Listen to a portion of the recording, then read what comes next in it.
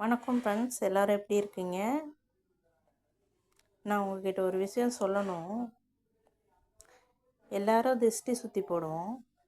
நானும் அதேமாதிரி சுற்றி போட்டிருக்கேன். பசங்களுக்கு வெத்தலையில் கற்பூரத்தை ஏற்றி 3 வாட்டி தலையை சுற்றி வீட்டுக்கு வெளியே கொண்டு போய் வச்சுருவேன். ஆனால் நம்ம வீட்டுக்கு பக்கத்து வீட்டில் ஒரு பாட்டி சுற்றி போடுவாங்க. செவ்வாய்க்கிழமை அவங்க சுற்றி போடும்போது நான் 2-3 தடவை அவங்க கூட இருந்திருக்கேன். அவங்க ஏதோ ஒன்று சொல்லுவாங்க வாயில். ஆனால் சொல்லும்போது என்னதான் சொல்கிறாங்கன்னு பக்கத்தில் இருக்கவங்க கேட்க முடியாத மாதிரி. நானும் நல்லா காதை கொடுத்து கேட்டு பார்த்துருக்கேன். எனக்கு கேட்கவும் இல்லை, என்ன சொல்கிறாங்கன்னு புரியவும் இல்லை. சரி, இதை எப்படியாவது நம்ம தெரிஞ்சுக்கணுமே, பாட்டியை கேட்டுடலாமா, பாட்டியை கேட்டால் என்ன சரி சொல்ல போகிறாங்களான்னு பயமாக இருந்தது. 2 நாளைக்கு நம்ம வீட்டுக்கு வந்தாங்க. அந்த பாட்டி வரும்போது, வாங்க பாட்டி உட்காருங்க, டீ சாப்பிடுங்கன்னு சொல்லி 2 பேருமே டீ சாப்பிட்டு, சரி இன்றைக்கி பாட்டியை கேட்டுடலாம் அப்படின்னு சொல்லி பாட்டியை கேட்டேன். பாட்டி, நான் உங்ககிட்ட ஒன்று கேட்கணும், கேட்டால் தப்பாக நினச்சிக்க மாட்டீங்களேன்னு. என்னம்மா சொல்லு, தப்பாக நினச்சிக்க மாட்டேன் அப்படின்னாங்க.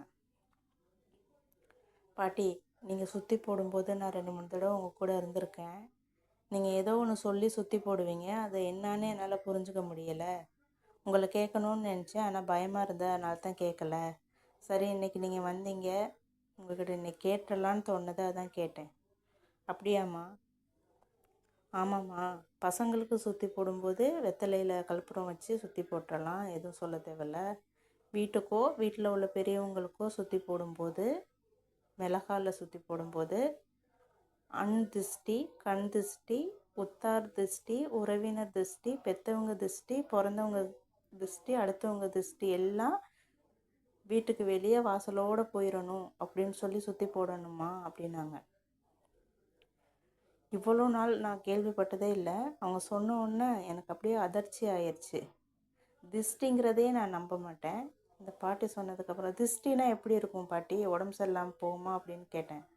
அவங்க ரொம்ப வயசானவங்க, அவங்களுக்கு எவ்வளோ அனுபவம் இருக்கும், அவங்க எவ்வளோ விஷயங்கள் பார்த்துருப்பாங்க. அவங்க சொன்னது உண்மையாக தான் இருக்கும், சாமி மாதிரி. அப்போ எப்படி இருக்குன்னு கேட்டேன். கண்ணெல்லாம் எரியுமா திருஷ்டியாக இருந்தால், உடம்பெல்லாம் அப்படியே அசதியாக இருக்க மாதிரி இருக்கும் அப்படின்னாங்க. சரிங்க பாட்டி அப்படின்னு சொல்லிட்டு, நீங்கள் சொல்கிறத நான் எழுதிக்கிறேன், ஏன்னா ஞாபகம் வச்சுக்க முடியாது. 2-3 தடவை நான் அந்த மாதிரி ஏதாவது சுற்றி போடும்போது போட்டு பார்க்குறேன் எப்படி இருக்குன்னு சொல்லின்னு. இது வரைக்கும் நான் பண்ணலை, அது சொல்லவும் பயமாக இருந்தது, கேள்விப்பட்டதும் இல்லை. சரி, என்ன பண்ணலாம், நம்மளும் பண்ணி பார்க்கலாமா? பிடிச்சிருந்தா மறக்காமல் லைக் பண்ணுங்கள் ஃப்ரெண்ட்ஸ். தேங்க்யூ.